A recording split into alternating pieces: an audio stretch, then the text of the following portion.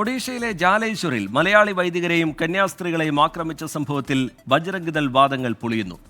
മതപരിവർത്തനമല്ല, ആണ്ട് കുർബാനയാണ് വീട്ടിൽ നടന്നതെന്ന് ഗംഗാധർ ഗ്രാമത്തിലെ കുടുംബം 24-നോട് പറഞ്ഞു. ആക്രമണം നടത്തിയവർക്കെതിരെ നിയമ നടപടി സ്വീകരിക്കുന്നതിൽ സഭാ നേതൃത്വവുമായി ആലോചിച്ച് മുന്നോട്ടു പോകുമെന്ന് ഫാദർ ലിജോ നിരപ്പേലും 24-നോട് പ്രതികരിച്ചു. ഗംഗാധർ ഗ്രാമത്തിൽ പ്രാർത്ഥന കഴിഞ്ഞ് മടങ്ങുമ്പോഴാണ് വൈദികരും കന്യാസ്ത്രീമാരും ആക്രമിക്കപ്പെട്ടത്. മതപരിവർത്തനം ആരോപിച്ചായിരുന്നു ആക്രമണം. ഗംഗാധർ ഗ്രാമത്തിലെ പ്രാർത്ഥന നടന്ന സുരേന്ദ്രയുടെ വീടാണിത്. ആരോപണത്തെക്കുറിച്ചുള്ള ചോദ്യത്തിന് സുരേന്ദ്ര ഇങ്ങനെ മറുപടി പറഞ്ഞു.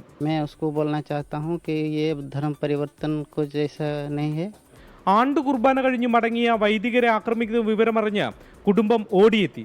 തടയാനെത്തിയ സ്ത്രീകൾ അടക്കമുള്ളവർക്കും മർദ്ദനമേറ്റു. हमने जब फादर को बचाने के लिए गया तो हमने वो ठेल के हमारे को दूर कर लिया. നടുക്കത്തിൽ നിന്ന് സിസ്റ്റർമാരായ എലേസ, മോളി എന്നിവർ ഇപ്പോഴും മുക്തരായിട്ടില്ല. പുള്ളി ശരിക്കും അടിച്ചു. പുള്ളിയുടെ ഇട്ടിരുന്ന ഷർട്ടെല്ലാം വലിച്ചു കീറി. നിയമ നടപടിയുമായി മുന്നോട്ട് പോയാൽ കൂടുതൽ ഭീഷണി ഉണ്ടാകുമെന്ന ഭയമാണ് ജാലേശ്വറിലെ സെന്റ് തോമസ് പള്ളിയിലേക്ക് എത്തിയ 24 സംഘത്തോട് ഫാദർ ലിജോ നിരപ്പേൽ പങ്കുവച്ചത്. FIR ഫയൽ ചെയ്യണോ വേണ്ടയോ എന്നുള്ള ലീഗൽ പ്രോസസ്സും കോംപ്ലിക്കേഷൻസ്, പിന്നെ ഞങ്ങളൊരു മൈനോറിറ്റിയാണ് ഇവിടെ. ഛത്തീസ്ഗഡിലെ ദുർഗിലേതുപോലെ പ്രാഥമികമായ ഒരു തെളിവ് പോലും ഇല്ലാതെ ഉയർന്ന ആരോപണമാണ് ഇതും.